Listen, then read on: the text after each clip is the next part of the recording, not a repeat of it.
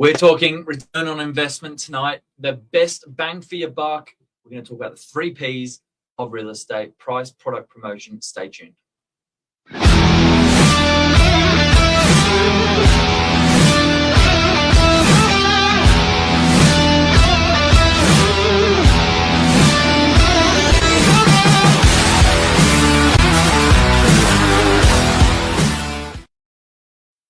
Novak News, good evening. Good evening, everyone. It's Real Talk Weekly. There we go. Let's get into it. Real estate marketing, guys. We're going to talk, like Billy mentioned, about the 3 Ps, price, product, promotion, and break those down for you so you can understand how to get the best bang for your buck. Yeah, really simple guide this evening to preparing your property for market, the do's and don'ts, the biggest return on investment.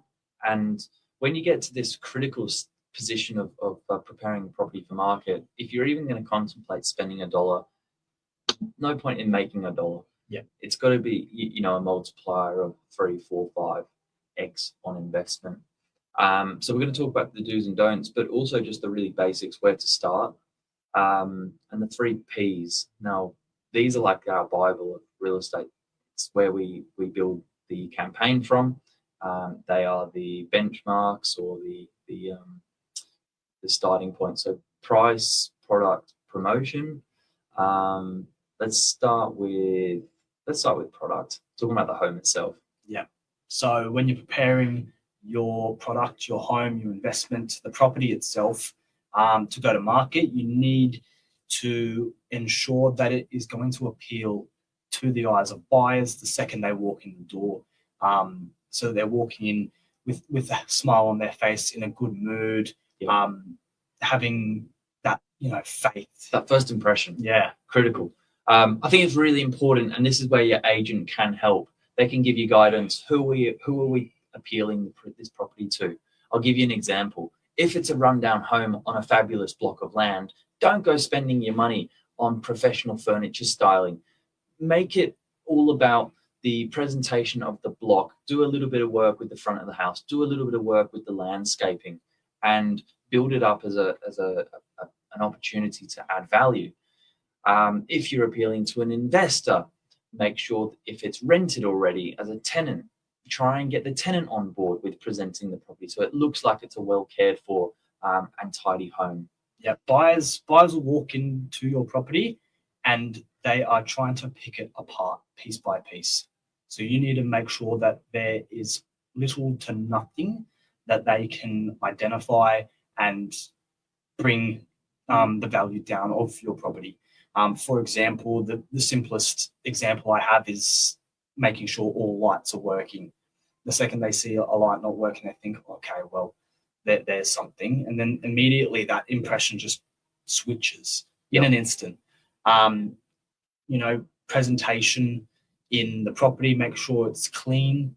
They don't want to be walking through, picking stuff up from the kitchen bench, some brochures, and then see dust somewhere, or it just puts them off mentally, and that changes the way that they do think about the property.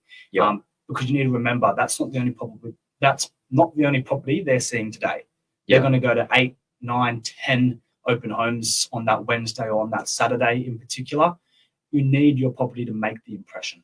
So I guess product and presentation go hand in hand. But if you're looking for things as touch-ups for the home itself, generally we stick to painting, we stick to flooring, and that can be carpets and other alternate flooring options, and lighting. They're your 3 sort of key areas. I suppose the other ones that's an obvious is just making sure it's clean, just making sure that there's no obvious mold or water problems, visible problems like that. That's a really good place to start. It's not kitchens and bathrooms. It's not structural. It's not electrical. It's not waterproofing. It's generally just the cosmetic, softer finishes. So that's the product, and that will help with presentation. Yeah, that's right. Then we'll jump into the second P, and we'll throw out price in there. Price. Okay, let's talk price. So with price, every vendor wants the most amount of money. It's our agent's job to make sure we get you the most amount of money, but we're not here to put a value on the property. That's what the buyers will assess. So pricing is really important. Now, I think pricing as a strategy, there's a couple of ways to go about it, but the best bang for buck, what I can say is make sure your pricing is aligned with the market, because any marketing efforts you put into a campaign, if you don't have buyer intel, again, this comes back to the agent's responsibility to source this and inform you as the owner. But any marketing efforts you do, if the price is not aligned, will almost be redundant.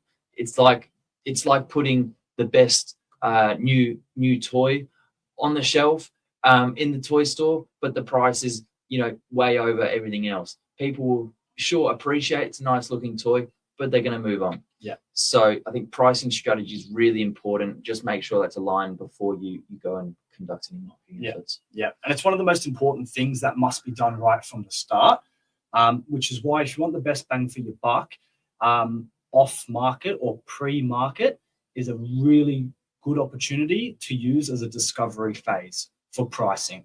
I love that. So you test the market. You're not on the real estate portals like realestate.com and Domain. You're just going out to your agent's database of buyers, getting them through the property.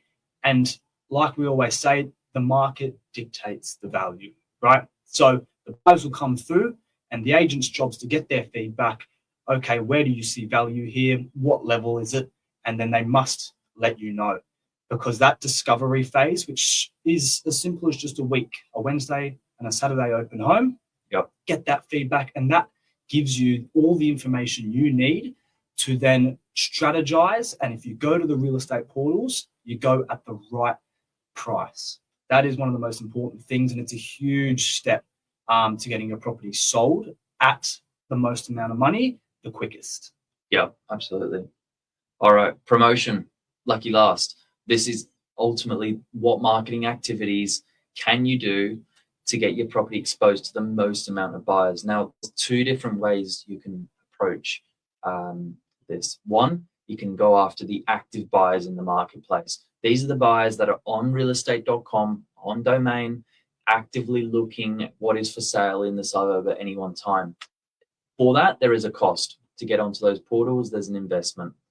The other way you can go after buyers is a passive buyer, someone who's just passively looking, and that's a little bit more someone that's optimistic. If the right place comes up, I'll make a move. So two different ways you can go about that. Yeah, I agree. And you need to, as a vendor, as a seller, understand what market, what micro market we'll call it, is looking to buy your property. Yeah. So in saying that, the promotion, which is again your agent's responsibility, they will know if they're a high class agent, but you need to understand how to reach them, and that reach is so important, because people, if you're marketing to the wrong buyers, your property won't sell. Yeah. To take, for example, an apartment, let's say between $800,000 or up to $1.1 million, you need to understand that is the market for a first home buyer, to use the government scheme in grants. That could be a single, middle-aged buyer who are just looking for themselves. It could be a single parent with a son, daughter, who are looking for, let's say, a 2-bedroom apartment space. But you need to understand how to reach them. And that's something, like I mentioned, your agent needs to actually help you with and show you how they do it. Yeah, I've just thought of this on the spot. It's called audience optimization. How are you going to optimize getting out to that audience? I think it's really crucial. You can reverse engineer that and work out, well, who are we trying to talk to here? And what's the best way we can communicate with them? Sometimes being all things to all people is not effective. Sometimes it's a little bit more direct down one channel, i.e., as you said, a bit of social media for a younger demographic, or a little bit more print media if it's into a tight block of neighbors. It's getting that sort of community involved. I think that online audience is really important, but there's a fee for that. A free one with often a broader reach is social media, and that can be free if you're using the right network. So it's free to you as the owner, but it's not free to us, because we're the ones building that community. Yeah. So there's different ways you can optimize that, but yeah, certainly understanding the audience you're trying to talk to is important, and that is the promotion side of it. Yeah. More eyeballs, more attention. Hold the attention builds more interest. Hold the interest builds competition. Build the competition, get your best price. That's it. That's it. That's as simple as it is, guys. Look, if there's any questions that you may have, do feel free to reach out to us on our social media channels, or we can go old school and step into the office, have a cup of coffee with us. We're always happy to chat. Yeah. But they're really the principles of real estate and of marketing, getting the best bang for your buck as well. You need it all comes down to, at the end of the day, the trust you have in your agent. And if they're a good agent, they will treat you well. They will make sure that no dollar is wasted in terms of marketing. And also understanding what is the budget. It's like going into a brand new car dealership and saying the budget is $5,000. Okay, great. Where can we go with that, and what can we do with it? The average spend, I would say, on the Northern Beaches is probably about $7,000 for a campaign. But I know households that have spent 20, 30, 40,000. So just giving your agent an understanding as to what you're working with will optimize best bang for buck. Yeah, absolutely. So I hope we've helped you guys tonight in this segment of Real Talk Weekly. You'll catch Billy and I again very, very soon. But like I mentioned, if you have any questions, let us know. Comment down below. Otherwise, we'll bid you all a good night. Thank you very much. See you later, guys.